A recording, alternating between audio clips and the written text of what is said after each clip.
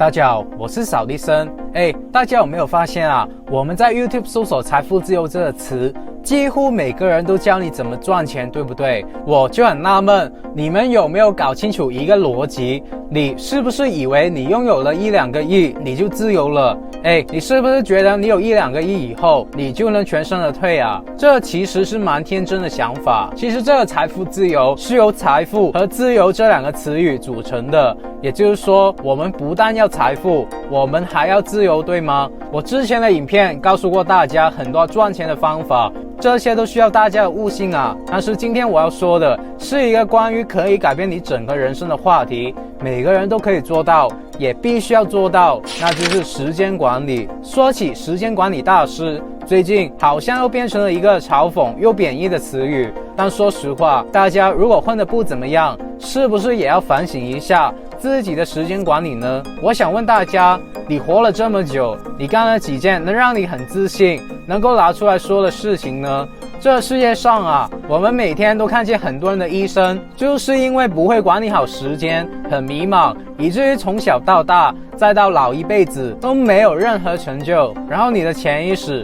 就会安慰自己，觉得自己这样也 OK 啊，我也是人嘛，对不对？我也只不过是一个普通的人嘛。然后你这辈子就是一个弱者，成为了韭菜，被强者去收割。然后还有一种人呢，虽然感觉每天过得很充实，但是因为他不会管理时间，所以他只能每一天拼命的努力，拼命的工作，以至于他想出去旅游都不能去旅游，想多陪伴一下家人都不能陪伴家人，多给自己放一个假也不能放假，搞得自己非常的累，非常的辛苦，所以导致了很多人天天在那边喊着，哎呀，一天24个小时真是太少了，如果一天有48个小时就好了，恨不得向天再借500年啊。其实听到这些还蛮恶心的，因为品书会的兄弟姐妹们就知道，这些喊着时间太少的人，每天就花1-2个小时在咖啡店里面装一下，觉得自己很高大上，实际上他们的收入就少得可怜，以至于他们要通过这样的方式来获得别人的认同。实际上呢，我每次去咖啡店的时候，我的收入并没有减少，因为我有一家公司已经不需要我本人去管理了，就是已经自动化运营了。我喝咖啡的时候是完全没有压力的，我只需要享受看着书的那个临在的感觉，就是真正的可以把自己的心空下来去感悟，而不是喝着咖啡然后还担心着明天周一要上班了。不是什么炫耀，我只想把这个现实告诉大家。如果在未来的10年、20年甚至30年后，你还是不懂得时间管理的话，你还是不知道怎么分配时间的话，那么请问你的这些痛苦会不会一直延续下去呢？你自己去想吧。那要怎么才可以把控我们的时间呢？然后自己的时间怎么才能不浪费在一些无谓的人、无谓的事上呢？今天我就要直接毫无保留的告诉大家，怎么才能自由。财富自由、灵魂自由，还有时间自由。但在大家成为时间管理大师之前，我还是要强调一下，这个频道是专门培养企业家、投资家、有钱人的。如果你对这些有兴趣的话，你可以考虑订阅我的频道，然后打开小铃铛。我真心的祝福为这部影片点赞的兄弟姐妹们早日达到财富自由。好了，话不多说，我们直接上干货吧。首先，我们要知道一个概念啊，就是我们要如何避免自己的时间花在一些笨蛋和穷人身上。我现在说一个故事，你听完了以后，你自己去观察一下，自己是不是经常跟这些笨蛋纠缠在一起呢？给大家说一个人吧，叫做 Benjamin Franklin。他是一个美国建国之前著名的一个科学家，也是一个美国独立运动的革命家，开国的元老之一啊。在美国成立之前呢，这 Benjamin Franklin 呢是一家开书店的老板。有一天，有一个顾客想要买书，于是呢走向了收银台要去结账。可是在结账的那瞬间啊，那个顾客就说，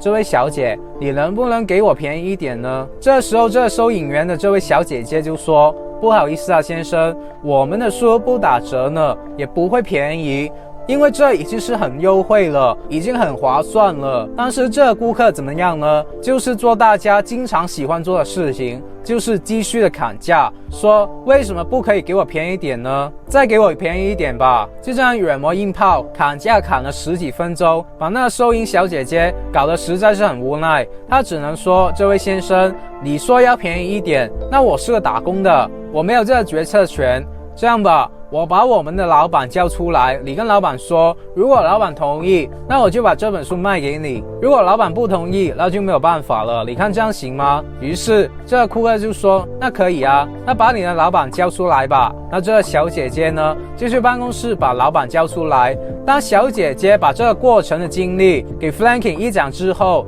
你猜她有什么举动呢？我猜真实的情况就是脏话都出来了，就是她很愤怒，然后跑到那个客户前面，一拍桌子说，我告诉你，你想要便宜一点是不是？不可能。你有没有想过，你花了10几分钟的时间就给我讲这几块钱的价格，你知道时间有多么的宝贵吗？我今天告诉你，我不但不会给你降价，如果你还要跟我继续纠缠下去的话，这本书我还会不断的给你涨价，每过1分钟给你涨价。当时这个客户呢都懵了，说不会吧，哪有你这样子的，讨价还价很正常啊，你怎么反而给我涨价呢？于是 Franklin 就说，你知道吗，钱可以再赚，有的是时间，但是你错过了时间，你浪费了，就真的没有了。我想告诉大家一个事情啊，那就是时间要比你讲价的这个钱更加的值。你有这个讲价的时间，你为什么不多看2本书呢？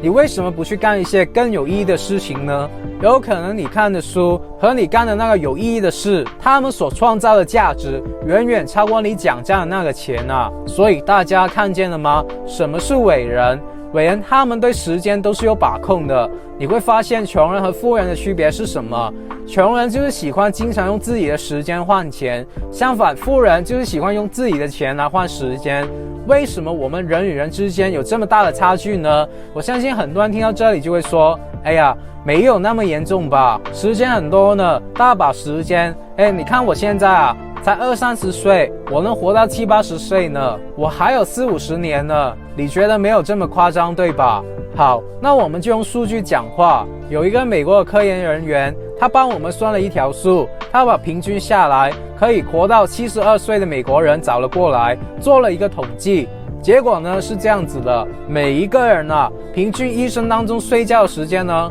大概就花了21年。这人的卫生、梳洗打扮，大概就花了7年左右的时间。这吃喝拉撒呢，大概就花了6年。这旅行度假也花了6年。这排队等候呢，大概又花了6年的时间。而我们学习呢，只有5年的时间。很多人听到这里，可能就会产生疑问，说不会吧？我们从小上小学到上大学10几年的时间，怎么可能才有5年的时间呢？其实说到这里，我们是按24小时来算的。我们除了在上课的那一段时间在学习以外，其实下课、放假和回家的这段时间都不能算在学习。所以按照24小时来算的话，我们这一生当中学习的时间大概也只有5年左右的时间。但你学到了什么？我的中学时光距离现在也有些年了，还记得我那时的学习成绩是可以接受的，这数理化都 OK。可惜啊，10几年来，我当年记忆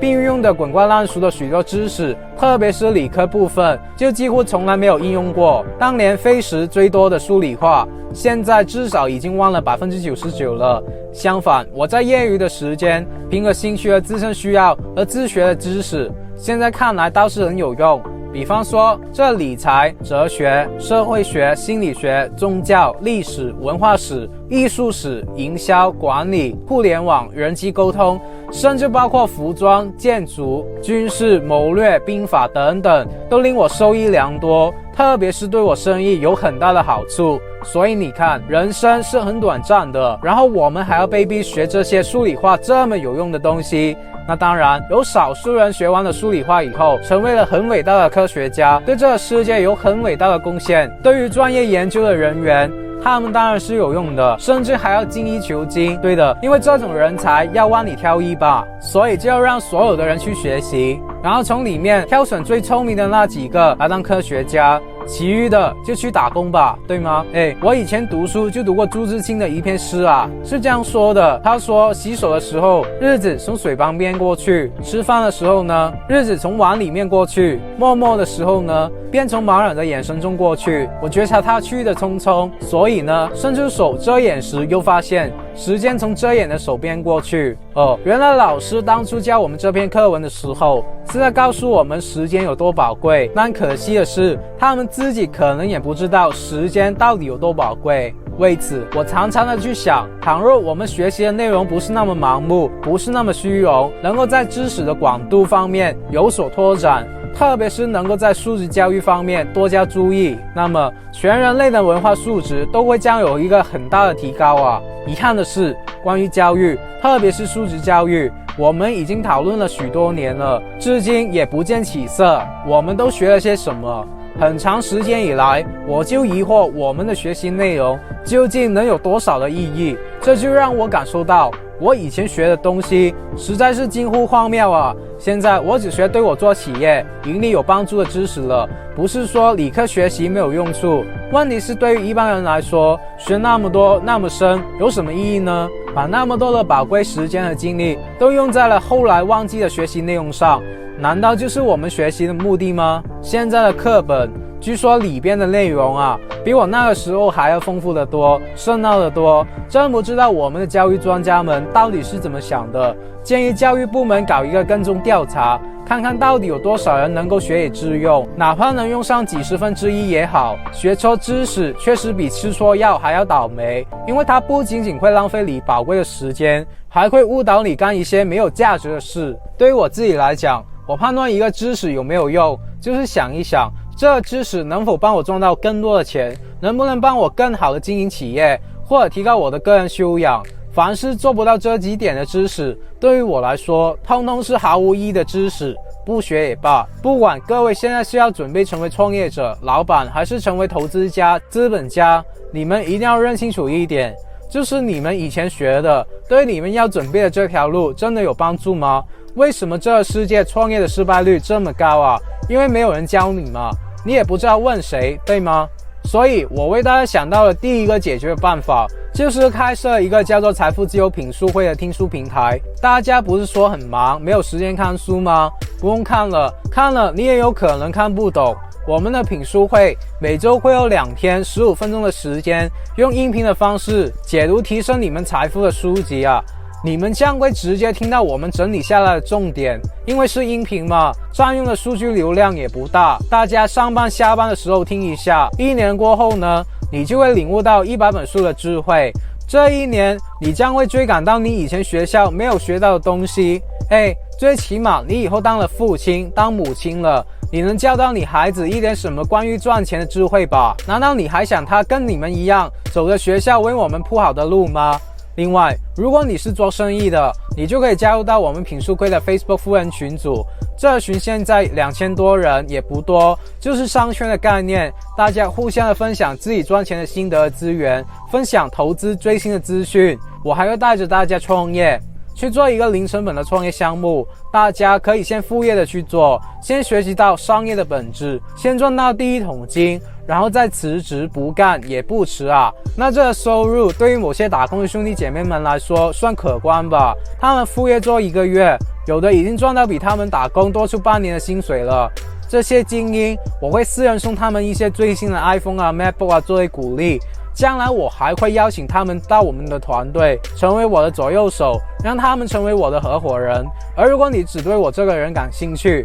我也会在品书会不定期的录制一些课程，这些课程呢，我不敢在 YouTube 公开，因为会比较现实，我说话也会更加的直接，我会直接揭晓这些年我跟那些商业大佬学到的生存法则，比较笨的人听一下也应该混得不差吧。这也是为什么富人思维这么重要的原因。我能保证品书会可以帮大家追回以前流失的时间，这也是我们的自信，因为有价值，品书会是不会降价的，我们只会随着更新不断的涨价，我们最近就有可能涨价了。如果大家有兴趣，就可以点击影片描述栏上的链接加入吧。那我们怎么才能得到自由呢？富爸爸告诉我们，让钱为我们工作。以前我觉得蛮对的，现在我自己去品吧。我觉得应该是让人为我们工作，因为你请个普通的员工，你当然可以用钱让他们死心塌地的跟着你去为你干但如果你想要创建一个像我一样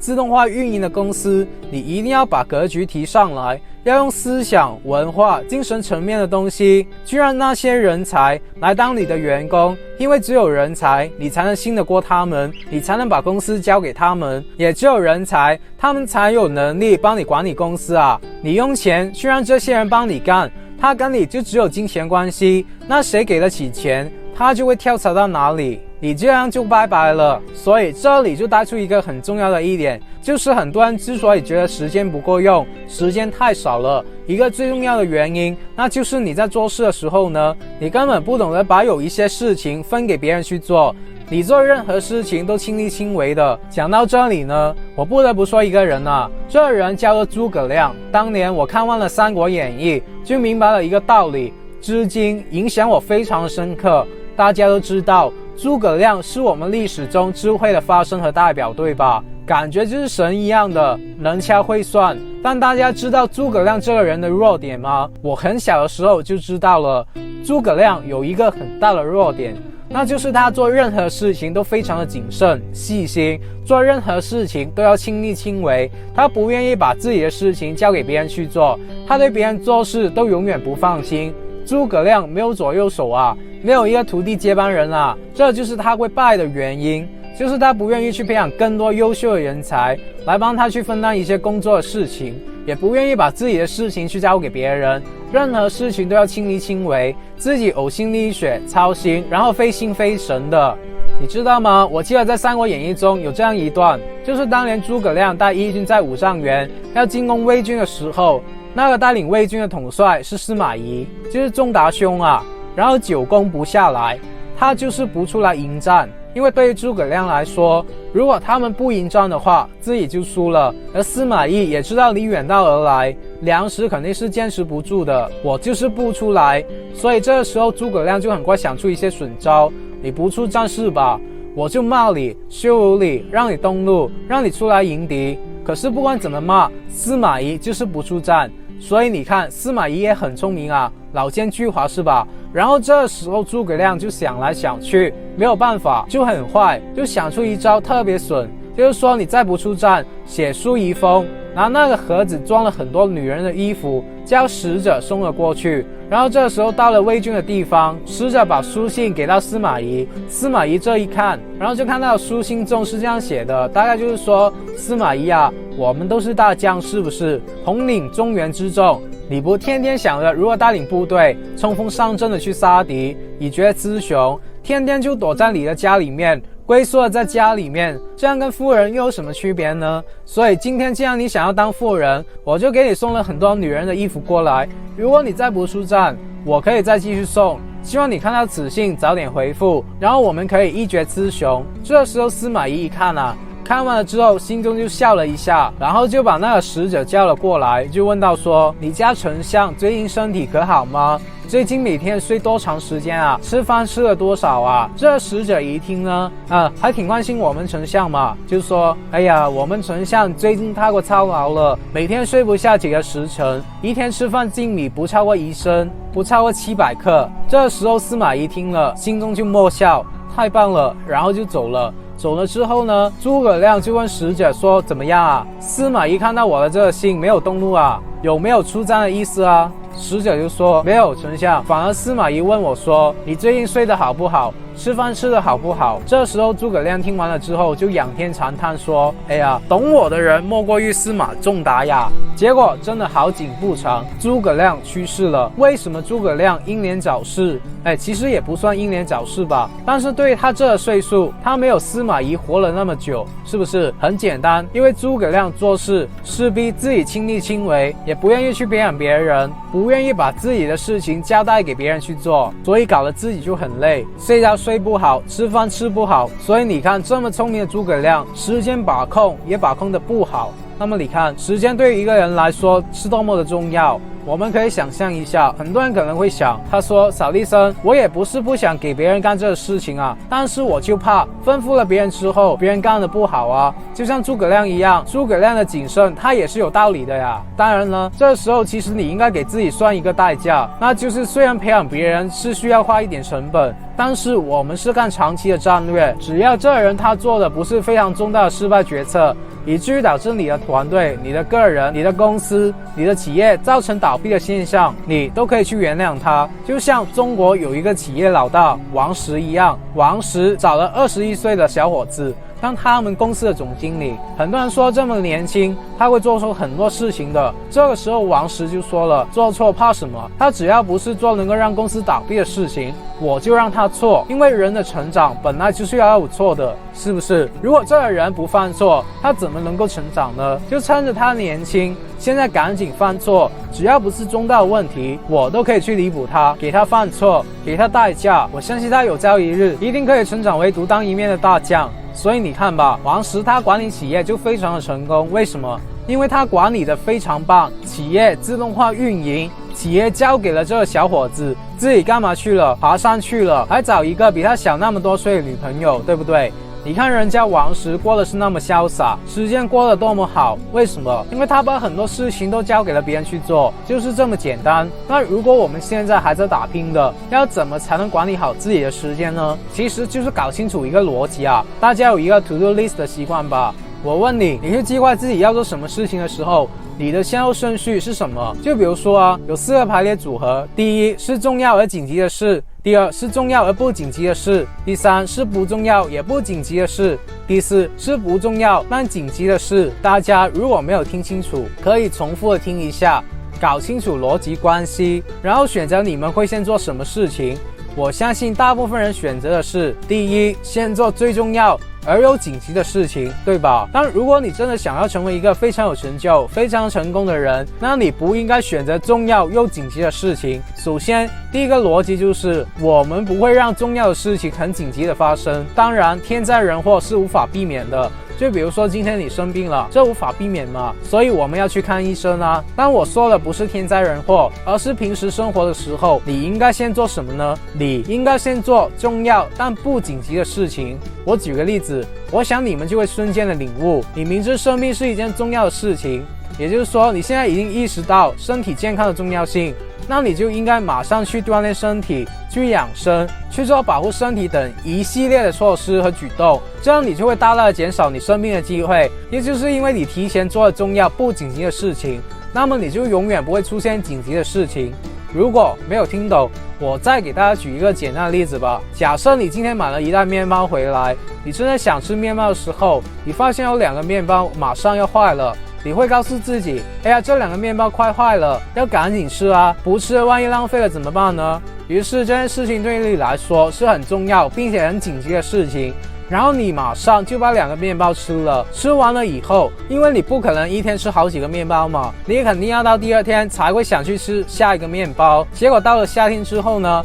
你会发现怎么样？又有几个面包快坏了，然后呢，你又做了一个举动，哎呀，不能坏，不能坏，赶紧把这个快快的面包吃掉，然后不断重复，你永远都吃不到新鲜的面包。你有没有想过，如果你能事先的解决掉，或者是彻底的放弃这2个烂面包，那么后面你是不是一直吃到最新鲜、最好吃的面包呢？当然，我的意思不是说你一定要去放弃，你还会有别的方式去解决掉这些烂的面包。所以当你应该选择做最重要不紧急的事情的时候，你会发现你人生当中永远不会出现一个重要和紧急的事情，也永远不会把你搞得焦头烂额的。这就是我们管理时间的4个顺序。各位，从现在开始，你们去做一件事情，你们就要先把这件事分辨好是重要还是紧急的，把它全部规划出来。这时候我相信你的时间就会管理得非常合理，分配得非常均匀，也不会让你措手不及。这个就是时间管理的4个逻辑。我相信讲到这里啊，我们很多人就一定有了很多的启发。不要着急。还有最后一个，你有启发没有用啊。你们知道很多人浪费时间，还浪费在哪里吗？比如说大家都知道 YouTube 是一个风口行业，然后有的人就自己当 YouTuber， 然后做了1年多，非常的努力，但就是不出成果，最后就放弃了，然后投进去的钱就没有了。其实不止 YouTuber， 我看见很多人创业都是这样的，不是说他们不够努力，那就是方法错了。而我自己呢，我自己会选择参加一些课程，因为我相信，如果我直接向那些已经成功的人获取经验的话，那我就会找到那个成功的方法，这样我就会有办法把学费赚回来。这个就是我们创业的人应该有的自信，不管你做什么项目也是一样的。而自媒体呢，是最容易成功的白手起家创业项目。我也参与了，3个月左右就达到1万多个订阅。其实我觉得，如果我努力一点，可以更快做到这个成绩。因为我参加了一个 YouTuber 的课程嘛，我直接学到人家的经验和商业秘密嘛，所以我也把 YouTube 创业的这个项目推荐给大家。如果大家想加入这个课程，可以点击影片描述栏上的链接，用我为大家争取的最优惠价格加入吧。好了，时间管理就是这么简单，听着非常简单，但是说实话做起来真的有点难。为什么？真的是有人性的冲突在里面啦。但是说实话呢，我们也不用做的特别的苛刻。为什么呢？因为如果你真的做的特别苛刻的话，你活着也真的很累。当然呢，这要看你个人的习惯了。好了，有什么问题可以给我留言，只要你们能在我今天说的内容里面找到1-2句话是有用的，能够帮助你自己的人生过得好一些，我就心满意足了。那么如果你不想错过任何成为富人、企业家、投资家、达到财富自由的免费信息，我还是呼吁你订阅我的频道，然后打开小铃铛，然后无私的把影片分享出去。我真心的祝福为这部影片点赞的兄弟姐妹们早日达到财富自由。好了，我们下个礼拜不见不散，拜。